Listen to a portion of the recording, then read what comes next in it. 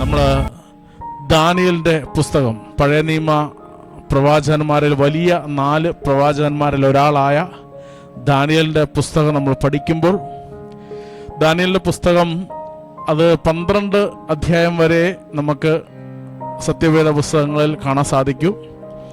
നമുക്കറിയാം, അത് Hebrew letters എടുക്കുമ്പോൾ 12 ചാപ്റ്റേഴ്സ് അതിനകത്തുള്ളൂ. എന്നാൽ സെപ്റ്റുവജന്റ്, നമുക്കറിയാം ഗ്രീക്ക് ലിറ്ററേച്ചറും കൂടെ എടുക്കുമ്പോൾ ഗ്രീക്കിൽ എഴുതിയ ഭാഗത്ത് സെപ്റ്റുവജന്റ് 72 ട്രാൻസ്ലേറ്റേഴ്സിൻ്റെ ബുക്ക് ഗ്രീക്കിൽ എഴുതിയ പുസ്തകം വരുമ്പോൾ POC ബൈബിളിൽ 13ഉം 14ഉം അധ്യായങ്ങൾ നമുക്ക് കാണാൻ സാധിക്കും. ഈ 14ആം അധ്യായത്തിൽ, ദാനിയേലിന്റെ പുസ്തകം 14ആം അധ്യായത്തിൽ നടന്നിരിക്കുന്ന ഒരു സംഭവത്തെ അടിസ്ഥാനമാക്കി, ചരിത്രത്തിൽ നടന്ന ഒരു സംഭവത്തെ, കാരണം ആ 14ആം അധ്യായത്തിൽ നടക്കുന്ന ആ വിഷയങ്ങൾ, 14ആം അധ്യായത്തിൽ നടക്കുന്ന വിഷയങ്ങൾ വെറുതെ ഒരു കഥ ഉണ്ടാക്കി വെച്ചിരിക്കുന്നതല്ല. അതിനകത്ത് എല്ലാ കഥാപാത്രങ്ങളും റിയലാണ്, എല്ലാ വ്യക്തികളും റിയലാണ്. നടന്ന സംഭവങ്ങൾ, നടന്ന വർഷം, നടന്ന സ്ഥലം എല്ലാം ഇന്നും വളരെ ഹിസ്റ്റോറിക്കൽ എവിഡൻസ് ഉള്ള ഒരു വിഷയത്തിലൂടെയാണ് നമ്മൾ കടന്നു പോകുന്നത്. സ്തോത്ര, ഹല്ലേലൂയ. ദാനിയേലിന്റെ പുസ്തകം 14ആം അധ്യായത്തിൽ നമ്മൾ വായിക്കുമ്പോൾ, അസ്ത്യാഗസ് എന്ന രാജാവിന് ശേഷം ഭരണമേൽക്കുന്ന സൈറസ് എന്ന പേർഷ്യൻ കിങ്ങിനെ കാണാൻ സാധിക്കും. നമുക്കറിയാം, നെബൂഖദ്നേസർ സെക്കൻഡ് എന്ന് അറിയപ്പെടുന്ന നെബൂഖദ്നേസർ രാജാവാണ് ദ ഗ്രേറ്റ് എന്നറിയപ്പെടുന്ന അദ്ദേഹം. അതായത് ഈജിപ്റ്റ് മുതൽ ഇന്ത്യ വരെ അതിർത്തികൾ, ഈജിപ്തിൽ സ്റ്റാർട്ട് ചെയ്ത് നൈലിൽ നിന്ന് തുടങ്ങി ഇന്ത്യ വരെ എൻഡ് ചെയ്യുന്ന വലിയ ഒരു സാമ്രാജ്യത്തിന്റെ ഉടമയാണ് നിയോ ബാബിലോണിയൻ എംപയറിന്റെ രാജാവായ നെബൂഖദ്നേസർ II. നെബൂഖദ്നേസറിന്റെ കാലത്താണ് ലോക പ്രശസ്തമായ ഹാങ്ങിങ് ഗാർഡൻ ഓഫ് ബാബിലോൺ ഒക്കെ നിർമ്മിക്കപ്പെട്ടത്. നെബൂഖദ്നേസർ രാജാവാണ് ജെറുസലേം പിടിച്ചടക്കി ജെറുസലേം ദേവാലയത്തെ തകർത്ത് ഇസ്രായേൽ ജനങ്ങളെ അടിമകളായിട്ട് പിടിച്ചുകൊണ്ടുപോയത് നെബൂഖദ്നേസർ രാജാവാണ്. അങ്ങനെ നെബൂഖദ്നേസർ രാജാവ് ഇസ്രായേൽ പിടിച്ചടക്കി ഇവിടുന്ന് അടിമകളായിട്ട് എല്ലാ ഇസ്രായേൽ ജനങ്ങളെയും പിടിച്ചുകൊണ്ട് പോകുമ്പോൾ, ആ കൂട്ടത്തിൽപ്പെട്ട ഒരു അടിമ ബാലനായിട്ട് പിടിക്കപ്പെട്ട ഒരു ഹെബ്രായക്കാരനായിരുന്നു ദാനിയേൽ. ഒരുപക്ഷെ ചെറുപ്പക്കാരനായ 10ഓ 16ഓ വയസ്സുണ്ടായിരുന്ന ദാനിയേലിനെയും അടിമയായി പിടിച്ചുകൊണ്ട് പോകുന്നത് കാണാൻ സാധിക്കും. സ്തോത്ര, ഹല്ലേലൂയ. നമുക്കറിയാം 70 വർഷത്തെ ക്യാപ്റ്റിവിറ്റി, 70 വർഷത്തെ അടിമത്ത ജീവിതം ഇസ്രായേൽ മക്കൾക്ക് ബാബിലോണിൽ നടക്കേണ്ടിയിരിക്കുന്നു. സ്തോത്രം, അത് പ്രവചനമാണ്. ആ പ്രവചനം പോലെ തന്നെ നെബൂഖദ്നേസർ രാജാവിന്റെ കാലഘട്ടത്തിൽ സംഭവിക്കുകയും ഇസ്രായേൽ ജനങ്ങളെല്ലാം അടിമകളായിട്ട് ബാബിലോണിലേക്ക് പിടിക്കപ്പെട്ടു പോവുകയും ചെയ്തു. സ്തോത്ര, ഹല്ലേലൂയ. യേശുവേ ആരാധന. ഇത് നടന്ന ചരിത്ര സംഭവം. എന്നാൽ ഒരു പ്രവചനം ഇപ്രകാരം കിടക്കുകയാണ്. പ്രവചനം ഇതാണ്: അടിമത്തത്തിൽ ഇസ്രായേൽ ജനങ്ങളെ പിടിച്ചുകൊണ്ട് പോയാൽ അടിമത്തത്തിൽ നിന്ന് വിടുവിക്കുന്ന ഒരു സമയമുണ്ട്. ആ വിടുവിക്കുന്നവന്റെ പേര് ഈ സംഭവം നടക്കുന്നതിന് 150 വർഷങ്ങൾക്ക് മുൻപേ പ്രവചനം വന്നു കഴിഞ്ഞു. നമുക്ക് ഒന്ന് പരിശോധിക്കാം. യെശയ്യാ പ്രവചനം 44ആം അധ്യായം അതിന്റെ 28 മുതലുള്ള വാക്യങ്ങൾ, 44ന്റെ 28 നമുക്ക് വായിക്കാം. യെശയ്യാ പ്രവചനം 44ന്റെ 28. സൈറസിനെ പറ്റി ഞാൻ നിയോഗിച്ച ഇടയനാണ് അവൻ. സൈറസിനെ പറ്റി ഇത് പ്രവചിക്കുമ്പോൾ ഈ സംഭവം നടക്കുന്നതിന് 150 വർഷം മുൻപാണ് ഈ പ്രവചനം നടക്കുന്നത്. ഈ പ്രവചനം നടക്കുമ്പോൾ സൈറസോ അവന്റെ അപ്പൻ ക്യാമ്പ്യാസസ് രാജാവോ ഒന്നും ജനിച്ചിട്ടില്ല. ഈ പ്രവചനം ഇതാണ്. യെശയ്യാ 44:28 ഒരു പ്രവചനം പറയാണ്. എന്താണത്? ഞാൻ നിയോഗിച്ച ഇടയനാണ് അവൻ. ഞാൻ നിയോഗിച്ച ഇടയനാണ് അവൻ. അവൻ എന്റെ ഉദ്ദേശം സഫലമാക്കുമെന്നും, ആമേൻ, ജെറുസലേമിനെ കുറിച്ച് അവൾ പുനർനിർമ്മിക്കപ്പെടുമെന്നും, ജെറുസലേം റീബിൽഡ് ചെയ്യപ്പെടുമെന്നും, ദേവാലയത്തെ കുറിച്ച് നിന്റെ അടിസ്ഥാനം ഉറപ്പിക്കുമെന്നും, ദേവാലയത്തിന്റെ അടിസ്ഥാനം അവൻ പണിയുമെന്നും അവിടുന്ന് അരുളി ചെയ്യുന്നു. ഈ പ്രവചനം നടക്കുമ്പോൾ ദാനിയേലിന്റെ പിടിച്ചുകൊണ്ട് ഈ സംഭവം ഒന്നും നടന്നിട്ടില്ല. ഈ പ്രവചനം നടക്കുമ്പോൾ ജെറുസലേമിൽ ഒന്നും ഒരു പ്രശ്നവുമില്ല. എല്ലാം നല്ല കാര്യങ്ങളായിട്ട് നടന്നു പോയിക്കൊണ്ടിരിക്കുക. അടിമത്തത്തിൽ ആരെയും പിടിക്കപ്പെട്ടിട്ടില്ല. എന്നാൽ ഇതെല്ലാം സംഭവം നടക്കുന്നതിന് 150 വർഷം മുൻപേ യെശയ്യായിലൂടെ ഒരു പ്രവചനം 45ന്റെ 1 മുതൽ നമുക്ക് യെശയ്യാ 45ന്റെ 1 മുതൽ 5. രാജ്യങ്ങൾ കീഴടക്കുന്നതിനും, ആമേൻ, രാജാക്കന്മാരുടെ അരപ്പട്ടകൾ അഴിക്കുന്നതിനും, ആമേൻ, നഗര കവാടങ്ങൾ അടയ്ക്കപ്പെടാതെ തുറന്നിടുന്നതിനും വേണ്ടി ആരുടെ വലത് കൈ ഞാൻ ഗ്രഹിച്ചിരിക്കുന്നുവോ തന്റെ അഭിഷിക്തനായ ആ സൈറസിനോട് കർത്താവ് അരുളി ചെയ്യുന്നു. സൈറസിനോട് അരുളി ചെയ്യുന്നു, ഞാൻ നിനക്ക് മുൻപേ പോയി മലകൾ നിരപ്പാക്കുകയും. ഇത് നമ്മൾ ബൈബിളിൽ ഇങ്ങനെ വായിച്ചു വിടും.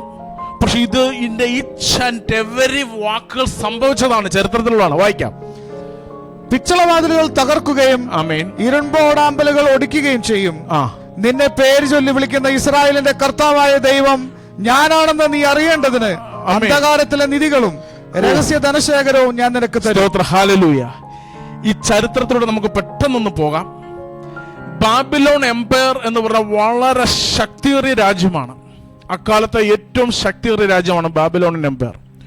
ഒരു കാലത്തും തകർക്കപ്പെടാത്ത കോട്ടകളാണ്. അതാണ് പിച്ചളവാതിലുകൾ ഞാൻ നിനക്ക് മുൻപായി പോയി തകർക്കുമെന്ന് പറഞ്ഞാൽ ഒരിക്കലും തകർക്കാൻ പറ്റാത്ത നഗര കവാടങ്ങളാണ് ബാബിലോണിലുള്ളത്. അതുമാത്രമല്ല, ബാബിലോണിൽ കൂടെ ഒഴുകുന്ന നദി ടൈഗ്രിസ് പോലുള്ള നദികളെ കടന്ന് അത് ക്രോസ് ചെയ്യാതെ ഒരിക്കലും ഈ നഗരത്തെ അറ്റാക്ക് ചെയ്യാൻ പറ്റത്തില്ല. അപ്പോൾ രണ്ട് കാര്യങ്ങൾ ബാബിലോൺകാർക്ക് അറിയാം. ഒന്നെങ്കിൽ it's impossible to cross the Tigris and it's impossible to break the great walls of Babylon. ബാബിലോണിലെ വലിയ വാളുകൾ തകർക്കാൻ പറ്റത്തില്ല, ഒരു ശത്രുവിനും ടൈഗ്രീസ് നദികളിൽ എത്താൻ പറ്റത്തില്ല. ഇങ്ങനെ അവരുടെ ശക്തിയെ അവർ വിശ്വസിച്ചിരുന്നു.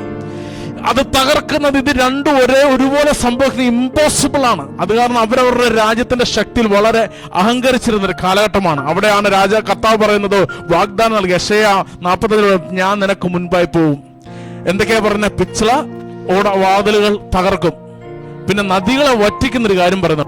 2 ദിനവൃത്താന്തം 36 അധ്യായം 22. 2 ദിനവൃത്താന്തം 36 അധ്യായം അതിന്റെ 22 വാക്യം ഒന്ന് വായിക്കാം.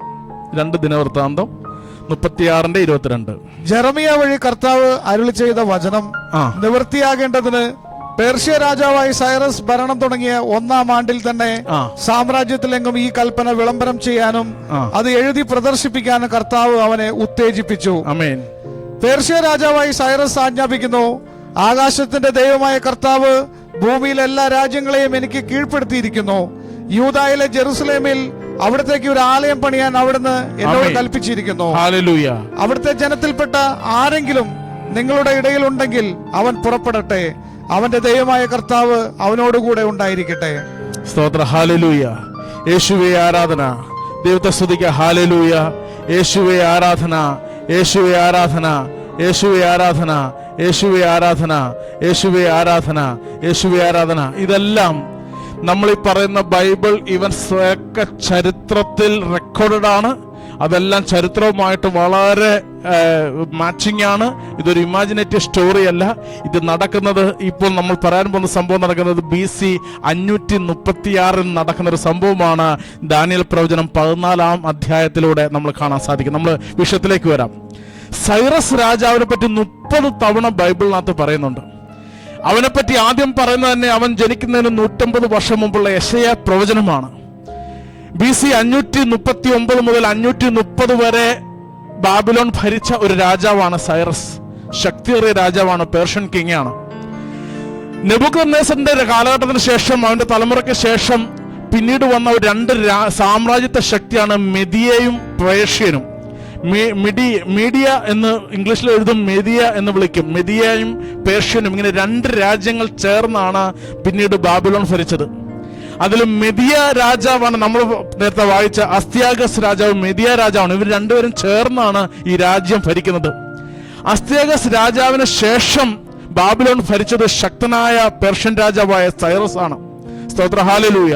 അതിശക്തനായ രാജാവായ സൈറസിനെ പറ്റി ദാനിയേൽ പുസ്തകത്തിൽ പറയുന്ന സൈറസിനെ പറ്റി യെശയ്യാ പ്രവചനത്തിൽ വളരെ വ്യക്തമായിട്ട് പറയുന്നുണ്ട്.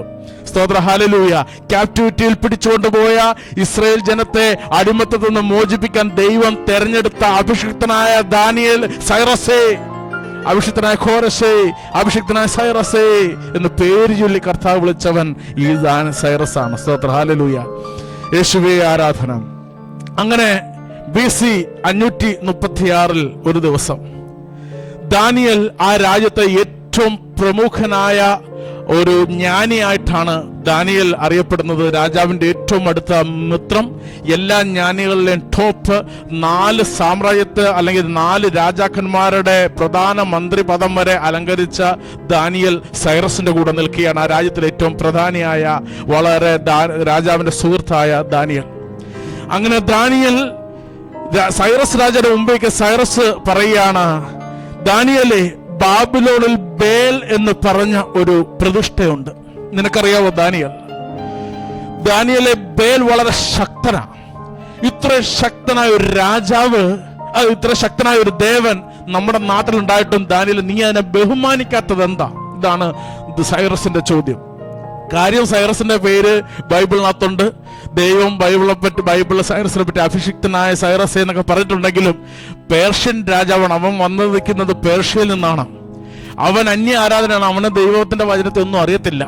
ഇവിടെ വന്ന് ഇസ്രയേലിയർ അല്ലെങ്കിൽ ഹെബ്രായർ തങ്ങളുടെ വിശുദ്ധ ഗ്രന്ഥത്തിൽ സൈറസ് രാജാവെ നിന്നെപ്പറ്റി ഞങ്ങളുടെ ദൈവം പറഞ്ഞിട്ടുണ്ടെന്നും പറഞ്ഞ് സൈറസിനെ കാണിച്ചു കൊടുക്കുമ്പോഴാണ് 150 വർഷങ്ങൾക്ക് മുമ്പ് തന്റെ പേരുൾപ്പെടെ എഴുതി വെച്ചിരിക്കുന്നത് കണ്ടിട്ട് ആണ് സൈറസ് രാജാവ് ഇസ്രായേൽ ജനങ്ങളെ വിശ്വസിച്ച് യെസ് നിങ്ങളുടെ ദൈവം റിയലാന്ന് പറഞ്ഞവരെ തിരിച്ചുവിടുന്നതും ദേവാലയം പണിയുന്നതൊക്കെ പിന്നീട് നടന്ന കഥയാണ്. ഇവിടെ ഇതാ തന്റെ വിശ്വാസത്തിൽ അധിഷ്ഠനായ സൈറസ് രാജാവ് ദാനിയേലോട്, ദാനിയേൽ നീ നോക്ക്, ഞങ്ങളുടെ നാട്ടിൽ ഒരു ബേൽ എന്ന് പറഞ്ഞ വലിയൊരു ദേവനുണ്ട്. ആ ദേവൻ എത്ര ശക്തനാണെന്ന് നിനക്കറിയാമോ? ഇത്രയും ശക്തനായ ദേവൻ ഇവിടെ ഉണ്ടായിട്ടും ദാനിയേൽ നീ എന്താണ് അതിനെ പൂജിക്കുകയോ അതിനെ ആരാധിക്കുകയോ ചെയ്യാത്തത്? സ്തോത്രം, ഹല്ലേലൂയ. നീ എന്തിനാണ് ആരാധിക്കാത്തത്? ഉടനെ ദാനിയേലിന്റെ ഒരു മറുപടി നിങ്ങളൊന്ന് എഴുതി വെക്കണം, ഒന്ന് അണ്ടർലൈൻ ചെയ്ത് വെക്കണം. ഇത് നമ്മുടെ ഹൃദയത്തിൽ എഴുതേണ്ട ഒരു ലൈനാണ്. അത് ദാനിയേലിന്റെ പുസ്തകം 14-ാം അധ്യായത്തിലെ 5-ാം വാക്യം നമ്മൾ വായിക്കുമ്പോൾ അവൻ പറഞ്ഞു, ആകാശവും ഭൂമി സൃഷ്ടിച്ചവനും സകല ജീവജാലങ്ങളുടെ മേൽ ആധിപത്യമുള്ളവനുമായ ജീവനുള്ള ദൈവത്തെ മാത്രമേ ഞാൻ ആരാധിക്കത്തുള്ളൂ.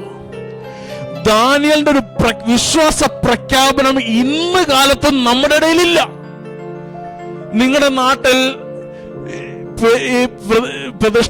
എഴുന്നള്ളിച്ചിങ്ങനെ കൊണ്ടുവരുന്ന നിങ്ങളുടെ നാട്ടിലൊക്കെ ഉണ്ടോന്ന് അറിയത്തില്ല. ഞങ്ങളുടെ നാട്ടിലൊക്കെ ഉണ്ട്. പെരുന്നാളായി കഴിഞ്ഞാൽ പെരുന്നാളിന്റെ വലിയ റാസ പോയി കഴിഞ്ഞാൽ അതിന്റെ പുറകിൽ ഒരു മഞ്ചക്കും പിടിച്ചുകൊണ്ട് ഇങ്ങനെ കുറെ പേര് പോകും. പല തരത്തിലുള്ള ഐറ്റംസ് ആണ് കൊണ്ടുപോകുന്നത്. ഇതേ ഐറ്റം തന്നെയാണ് ഈ ദാനിയേലിന്റെ മുമ്പിൽ നിന്നത്. സൈറസ് രാജാവ് ദേ നിൽക്കുന്നു ഞങ്ങളുടെ പ്രതിമ, ഞങ്ങളുടെ ദേവൻ. സ്തോത്ര, ഹല്ലേലൂയ. യേശുവേ ആരാധന. നിങ്ങൾക്ക് വളരെ പരിചയമുള്ള രൂപം ഉണ്ടാവും. ഇന്നും ഇവിടെ പിള്ളേർ പറഞ്ഞ ബാഹുബലി എന്ന് പറഞ്ഞ് കേട്ടു. പരിചയമുള്ള രൂപം. ഞങ്ങളുടെ ദേശത്ത് ഇടപ്പള്ളി ഭരിക്കുന്ന വളരെ ശക്തിയേറിയ ഒരു ഒരു ഒരു ഒരു ഒരു ഒരു ബേലാണ് ഈ കാണുന്നത്. ഈ ബേലിനൊരു പ്രത്യേകതയുണ്ട്. ഈ സൈറസ് രാജാവിന്റെ ബേലിനും ഇതുപോലെ തന്നെയാണ്. രാജാവ് വെച്ച് ബേൽ ജീവനുള്ള ദൈവമാണ് നീ കരുതില്ല. അവൻ ദിവസം തോറും എത്രമാത്രം തിന്നുകയും കൊടുക്കുകയും ചെയ്യുന്നു എന്ന് നീ കാണുന്നില്ലേ? അതായത് ബേൽ കുടിക്കുന്ന ഇതിന്റെ ലിസ്റ്റ് തന്നെ അവിടെ പറയുന്നുണ്ട്. ദാനിയേലോട് പറഞ്ഞിട്ടുണ്ട്. അത് ഒരു ദിവസം അതിന്റെ പ്രഭാത ഭക്ഷണത്തിന്റെ ലിസ്റ്റ് ഇതിനകത്ത് കൊടുത്തതുണ്ട്. അത് നമുക്ക് വായിച്ചാൽ കാണാം. അതിന്റെ ഒരു ലിസ്റ്റ് അത് തിന്നുന്ന മാവ് തിന്നുന്നു. അതുപോലെ തന്നെ 3 പ്രതിദിനം 12 പറ നേരിയ മാവ്, 40 ആട്, 6 അളവ് വീഞ്ഞ് അതിനർപ്പിച്ചു. നമ്മളിപ്പോ ഈ പിക്ചറിൽ കാണിച്ച ഈ പാർട്ടിയും എടപ്പള്ളി മെയ് മാസ ഉത്സവത്തിന് ഇതും ആട് ഇതിന്റെ മുമ്പിൽ കൊണ്ടുവരും, ഇതിന്റെ മുമ്പിലും കോഴിയെ കൊണ്ടുവരും, ഇതിന്റെ മുമ്പിലും ഇതെല്ലാം അർപ്പിക്കും. നമ്മുടെ നാട്ടിൽ ഇതേ ബേൽ ഈ കാലഘട്ടത്തിൽ നിൽക്കുക. ഇത് മാത്രമല്ല, ഒരുപാട് ടൈപ്പ് ഉണ്ട്. സ്തോത്ര, ഹല്ലേലൂയ. അവിടെയാണ് ദാനിയേലിന്റെ വിശ്വാസ പ്രഖ്യാപനം. എന്തുകൊണ്ടാണ് നമ്മൾ ചിന്തിക്കുന്നത്? ഇന്നും നമ്മുടെ ഹൃദയത്തിൽ ആകാശഭൂമി സൃഷ്ടിച്ചവനും സകല ജീവജാലങ്ങളുടെ മേൽ ആധിപത്യമുള്ളവനുമായ ജീവനുള്ള ദൈവത്തെ മാത്രമേ ഞാൻ ആരാധിക്കൂ. ദാനിയേൽ തന്റെ സ്റ്റാൻഡിൽ ഉറച്ചു നിൽക്കുക. അതാണ് ആ വിശ്വാസത്തിന്റെ ക്വാളിറ്റി. നമ്മുടെ എത്ര പേർക്കുണ്ട്? ഒരു പ്രതിസന്ധി വരുമ്പോൾ അല്ലെങ്കിൽ വേറൊരുവൻ നിന്റെ മുമ്പിൽ വന്ന് നമ്മുടെ ദൈവശാസ്ത്രത്തെ വെല്ലുവിളിക്കുമ്പോൾ ഈ വിശ്വാസത്തിൽ ഉറച്ചു നിന്നുകൊണ്ട് അതിനെ ചലഞ്ച് ചെയ്യാൻ എത്ര പേർക്ക് സാധിക്കും?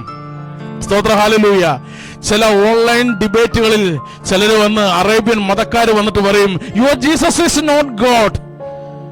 ജീസസ് എവിടെയെങ്കിലും ബൈബിളിൽ ഞാൻ ദൈവമാണെന്ന് പറഞ്ഞിട്ടുണ്ടോ? ഇതാണ് അവരുടെ വെല്ലുവിളി. ഇങ്ങനെ പറയുമ്പോൾ ഇതറിയാത്ത ക്രിസ്ത്യാനി അവിടെ കിടന്ന് മുട്ടുവിറയ്ക്കും. ജീസസ് പറഞ്ഞിട്ടുണ്ടോ?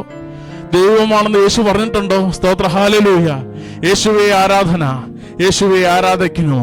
യേശുവെ സ്തോത്രം ചെയ്യുന്നു. ദൈവത്തെ നമുക്ക് സ്തുതിക്കാം. ഹല്ലേലൂയ. യേശു എവിടെയെങ്കിലും ദൈവമാണെന്ന് പറഞ്ഞിട്ടുണ്ടോ? എത്ര സ്ഥലങ്ങളിൽ യേശു തന്റെ ദൈവത്തെ ദൈവത്തെ തെളിയിക്കുന്ന കാണാൻ സാധിക്കും. ഒരുവൻ പറഞ്ഞു, പാപത്തെ ക്ഷമിക്കാൻ ദൈവത്തിന് മാത്രമേ സാധിക്കത്തുള്ളൂ. ഇസ്രായേൽ അവർ സ്റ്റേറ്റ് ചെയ്യുക. യേശു പറഞ്ഞു, പാപങ്ങൾ ക്ഷമിച്ചു എന്ന് നിങ്ങൾ അറിയേണ്ടതിന് അടയാള സഹിതമായി നിന്റെ കിടക്കെടുത്ത് എഴുന്നേറ്റ് നടക്കുക, മേലിൽ പാപം ചെയ്ത്. അവർ ചോദിച്ചു, പാപങ്ങൾ ക്ഷമിക്കുക പോലും ചെയ്യുന്ന ഇവനാർ?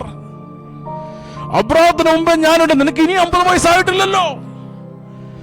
എന്റെ ദൈവത്തിന്റെ സ്തോത്രം, ഹല്ലേലൂയ. ഞാൻ വിളിച്ചാൽ എന്നെ സഹായിക്കാൻ എന്റെ ദൂതഗണങ്ങൾ ഇറങ്ങി വരും. യേശു എന്നെ സ്റ്റേറ്റ് ചെയ്യുക, ദൂതഗണങ്ങൾ അവന്റെ കീഴ്പ്പെട്ട് നിൽക്കുന്ന ആരാണ്? സ്ത്രീ സമരക്കാരെ ചോദിച്ച എന്റെ മിശിഹ വരുമ്പോ എല്ലാം പഠിക്കും, സ്ത്രീയെ ഞാൻ തന്നെ ആവുന്നു അവൻ, പുനരുത്ഥാനവും ജീവനും ഞാൻ തന്നെ, എന്നിൽ വിശ്വസിക്കുന്നവൻ മരിച്ചാലും ജീവിക്കും ഞാൻ തന്നെ എന്ന് നിങ്ങൾ അറിഞ്ഞില്ലെങ്കിൽ, I am what I am, ഞാൻ തന്നെ എന്ന് നിങ്ങൾ അറിഞ്ഞില്ലെങ്കിൽ നിങ്ങൾ നിങ്ങളുടെ പാപത്തിൽ മരിക്കും. ഞാൻ തന്നെ യാഹ്വേ.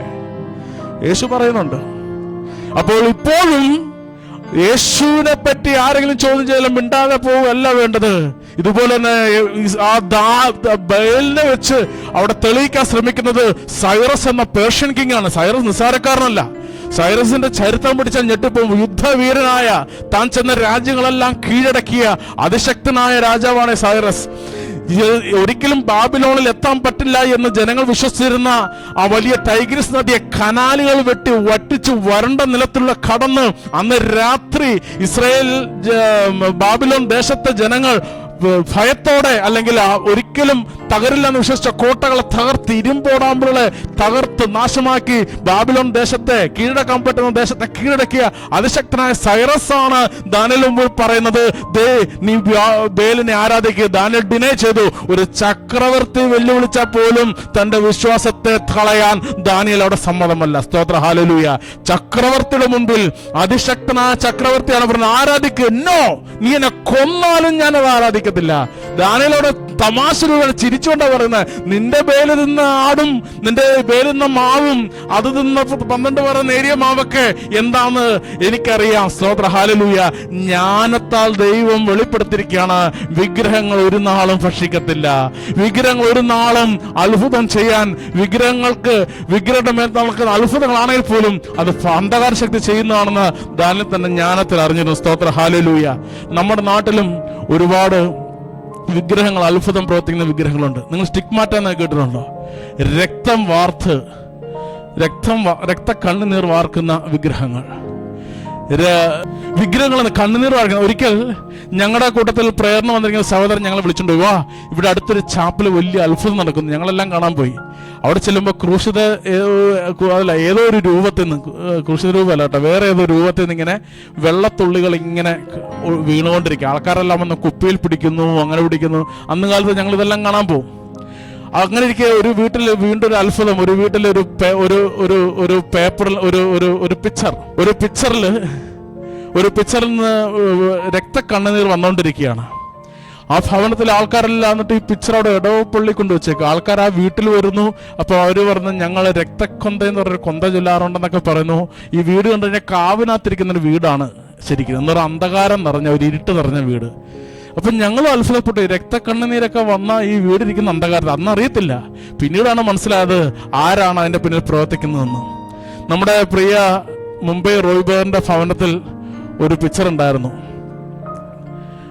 അദ്ദേഹം പറഞ്ഞ ഓർമ്മ എനിക്കുള്ളൂ. ആ പിക്ചർ അങ്ങനെ വെച്ചപ്പോൾ ഉണ്ടായിരുന്നു, ആ പിക്ചറിന്റെ മുഖത്ത് നിന്ന് ഇങ്ങനെ ബ്ലഡ് വന്നുകൊണ്ടിരിക്കുകയായിരുന്നു. ആ സമയത്ത് ഭാഗ്യവശാൽ ഇവർ ജീസസിൽ വന്നതുകൊണ്ട് അവരത് കീറിക്കളഞ്ഞിട്ട് അതെല്ലാം കത്തിച്ചു കളഞ്ഞു. നമ്മുടെ കുടുംബം തന്നെ നമ്മുടെ കൂടെ സാക്ഷിയുണ്ട്. ഇങ്ങനെ ചെയ്യുന്നത് എന്താണ്? വെളിപാട് പുസ്തകം 13-ാം അധ്യായം 15-16 വാക്യങ്ങൾ നമുക്കൊന്ന് വായിക്കാം. The book of Revelation chapter 13 verse 15 and 16.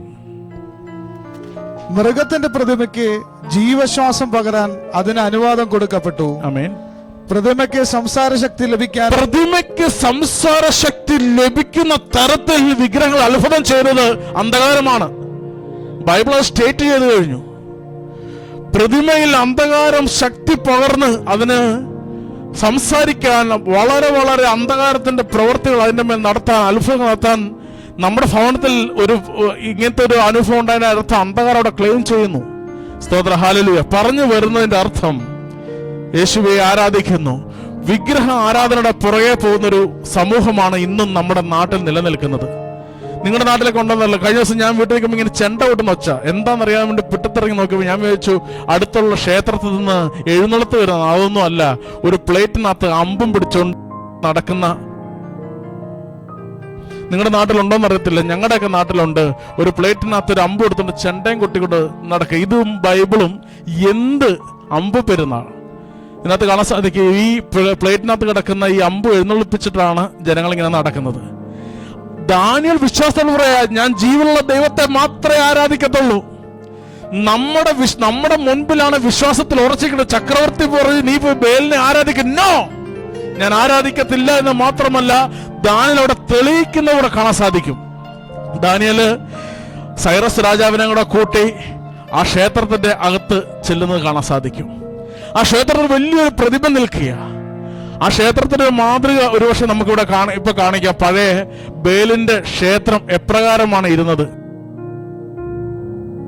പഴയ നമുക്കറിയാം, അന്ന് കാലത്തെ വലിയ ക്ഷേത്രമാണ്. നമ്മൾ കാണുന്ന നമ്മുടെ ഇമാജിനേഷൻ പോലെ വലിയ ബയലിന്റെ ക്ഷേത്രങ്ങളൊക്കെ പറഞ്ഞാൽ വലിയ ആർക്കിടെക്ചർ മോണുമെന്റ്സ് ആണ്. ഈ ക്ഷേത്രത്തിലേക്ക് രാജാവും ദാനിയേലും പരിവാരങ്ങളെല്ലാം ചെല്ലുകയാണ്. രാജാവ് അവിടെയുള്ള 70 പുരോഹിതന്മാരെ വിളിപ്പിച്ചു. പുരോഹിതന്മാരെ എല്ലാം വിളിപ്പിച്ചു, അവരുടെ ഫാമേഴ്സിനെല്ലാം വിളിപ്പിച്ചു. ഉടനെ പുരോഹിതന്മാർ വന്നിട്ട് രാജാവിന്റെ മുമ്പിൽ പറയാം, രാജാവേ, ദാനിയേൽ പറയുന്നത് വിശ്വസിക്കണ്ട. ഹീസ് ടെല്ലിംഗ് ബ്ലാസ്ഫേമി, അവൻ ദൈവദൂഷണ പറയുന്നത്. ദാനിയേൽ ദൈവദൂഷണം പറയും. നീ നിനക്കറിയാലോ, ഈ വലിയ ബിംബമായ ഈ ബേൽ എത്രയധികം ഭക്ഷിക്കുകയും അത്ഭുതങ്ങളോടെ നടക്കുകയും ചെയ്യുകയാണ്. ഇതൊരു പെയിന്റിംഗ് ആണ്.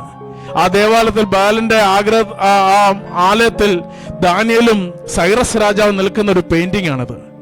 ഇതിനകത്ത് ഒരു ഒരു ഒരു ഒരു ആശയം ഇതാണ്. ഒന്ന്, സൈറസ് രാജാവ് ബേലിന്റെ ഭാഗത്ത്, 70 പുരോഹിതർ ബേലിന്റെ ഭാഗത്ത്, രാജ്യം മുഴുവൻ ബേലിന്റെ ഭാഗത്ത്. ഒറ്റയ്ക്ക് ഒരാൾ ഡിഫെൻഡ് ചെയ്ത് നിൽക്കുകയാണ് ദാനിയേലും മാത്രം. ദൈവത്തിന്റെ ആത്മാവിൽ നിറഞ്ഞു നിൽക്കാതെ ഒരുവനും അന്ധകാരത്തെ എതിർക്കാൻ സാധിക്കത്തില്ല.